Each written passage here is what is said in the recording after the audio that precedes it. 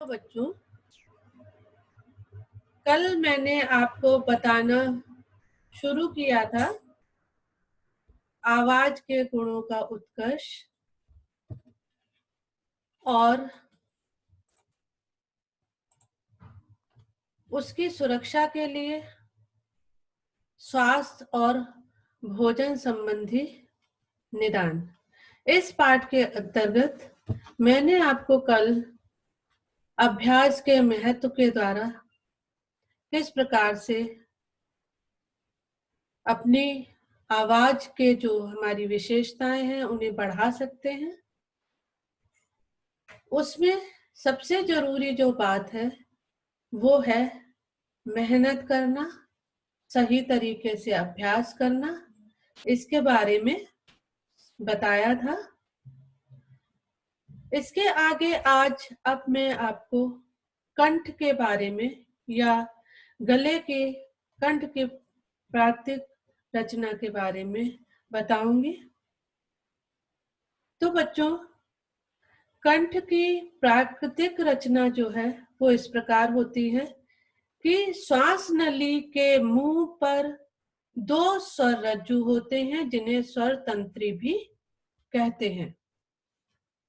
बच्चों, ये मैंने आपको बताया था कि अगर आप अपना मुंह खोलकर और शीशे में देखेंगे तो आपको कुछ दिखाई देगा, कुछ टुकड़ा मांस का या लटका हुआ हिस्सा दिखाई देगा।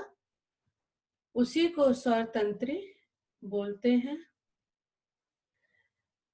फेफड़े से आकर वायु जब इस स्वर रज्जु से टकराती है तो कंठ से ध्वनि निकलती है।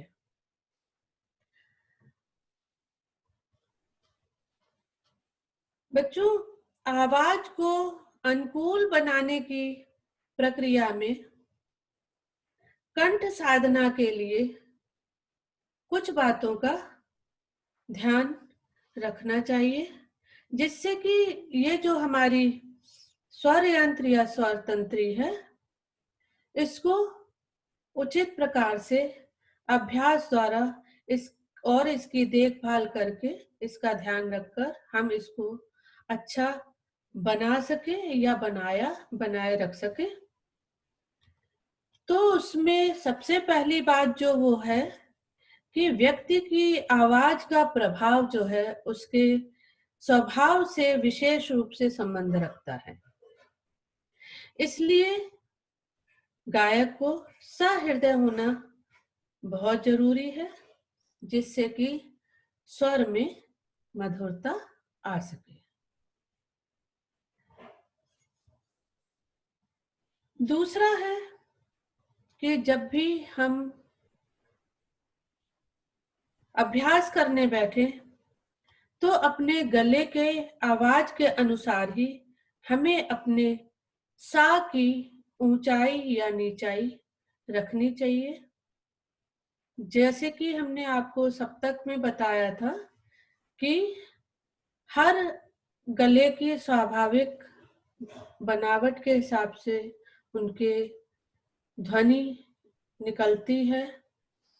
तो आपकी जैसी भी आवाज है, अगर ऊंचाई में आप आसानी से बोल सकते हैं तो आप बहुत ऊंचे ऊंचे स्वर गा सकते हैं।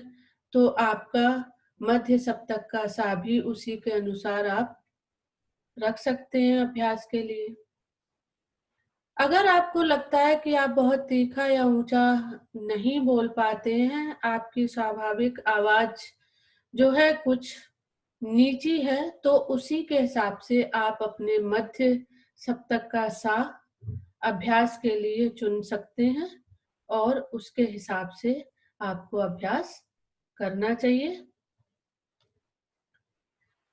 तीसरा है, गायक के स्वर की गूंज को निर्धारित करने में हृदय, नासिका, गला और होठ इनकी विशेष भूमिका होती है। अतः गाते समय अथवा बोलते समय गूंज उत्पन्न करने वाले हिस्सों का संतुलित प्रयोग करना हमें आना चाहिए, जिससे कि हमारी आवाज जो है वो मधुर सुनाई दे। चौथा है, स्वर साधना हमेशा पूरा मुंह खोलकर आकार में करनी चाहिए। मुंह कितना खोला जाए गाते समय, इसके लिए एक साधारण सा तरीका है कि आप माँ बोलकर देखें। माँ जितना आप खोलकर आसानी से बोल सकते हैं, वही आकार आपके मुंह का खोलने का सही है। किसी किसी का मुंह थोड़ा कम खुलता है, किसी किसी का ज्यादा खुलता है। तो आप के लिए कौन सा सही है, कितना आप मुंह खोलकर गाएं, इसको जानने के लिए ये सबसे आसान तरीका है कि आप माँ शब्द बोलें। जैसे आप माँ को आवाज लगाते हैं, मम्मी को आवाज लगाते हैं, तो जब आप माँ बोलेंगे तो जितना आपका मुंह खुल रहा है वो आपके लिए सही है। अब है पांचवा, श्वास को घटा बढ़ाकर स्वर को छोटा या बड़ा किया जा सकता है। इसलिए सांसों को नियंत्रित करने के संबंधित कुछ व्यायाम अवश्य करने चाहिए, जैसे कि गहरी गहरी सांसें लेना, अनुलोम विलोम करना। आप इस तरीके के व्यायाम सुबह के समय कर सकते हैं। छठवां है कि गायन का अभ्यास करते समय गर्दन सीधी रखनी चाहिए। मुंह जल्दी जल्दी ऊपर नीचे दाएं बाएं नहीं करना चाहिए। जब भी आप अभ्यास कर रहे हैं तो आप सीधे तरीके से सीधा बैठकर अभ्यास करें। इसके बाद है कि जब भी हम गाते हैं, स्वर साधना करते हैं, तो ये ध्यान अवश्य रखना चाहिए कि हमारे स्वर जो हैं वो नाक के द्वारा ना आए। नाक से अगर स्वर लगता है तो वो सुनने में अच्छा नहीं लगता। तो जब भी गायन की शुरुआत की जाए, जब भी आप अभ्यास करें, तो इस बात को जरूर आप समझें या किसी दूसरे से भी पूछ सकते हैं कि हमारी आवाज गले से निकल रही है तो ठीक है, अगर नाक से निकल रही है तो वो उचित नहीं है।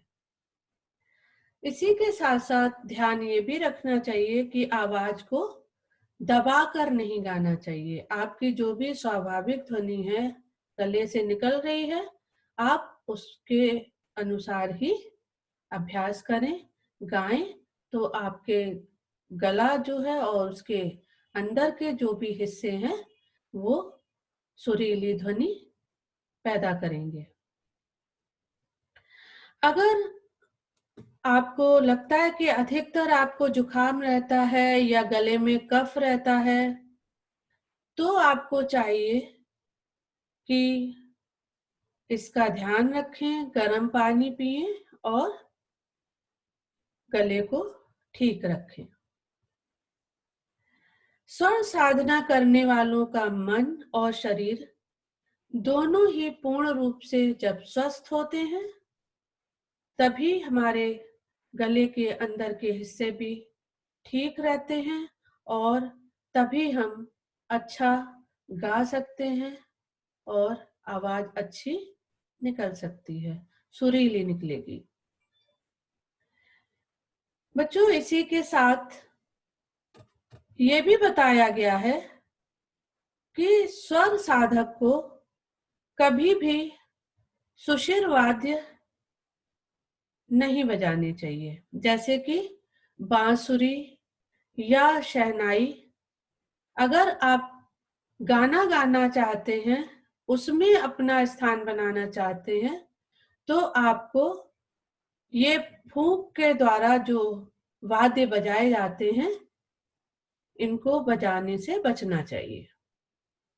क्योंकि फूंक द्वारा जब वाद्य बजाए जाते हैं, तो उससे गले की जो अंदर स्वर तंत्री है, उस पर जोर पड़ता है, और फिर अगर आप गाना गाना चाहेंगे तो आप उतना अच्छा नहीं गा पाएंगे। तो इन सब बातों का आपको ध्यान रखना है। बच्चों, आज मैं यहीं पर अपनी बात समाप्त करना चाहूंगी।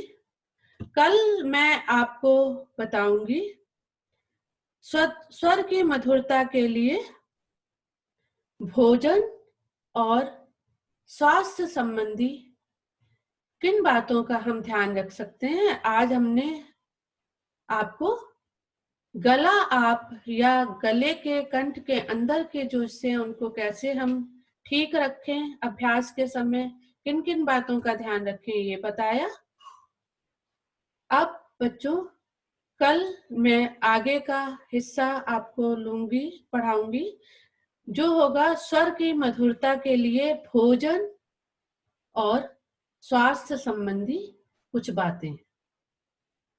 नमस्ते बच्चों।